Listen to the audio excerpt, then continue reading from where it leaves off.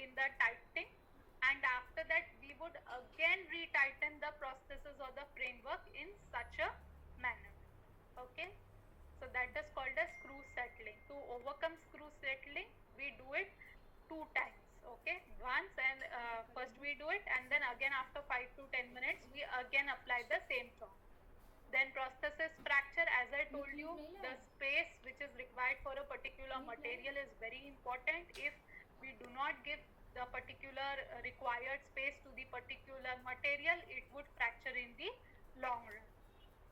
And for overdenture complication, again there is overdenture fractures. It could be due to acrylic excessive forces. Okay, uh, that can be compensated by adding a mesh work to the denture base in case of an RP5 type of prosthesis, and sufficient space for the attachment or the bar.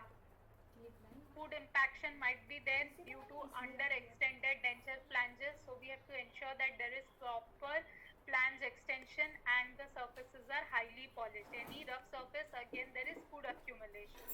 And wear and tear of the attachments. Now wear and tear of the attachments are seen more in RP4 type of prosthesis. Why RP4? See, in RP4 it is completely implant supported. Now implant supported means they are attached to the implant via the attachments. Okay, so the attachments are bearing the brunt of the forces. So that is why there would be a frequent need to change these abutments, or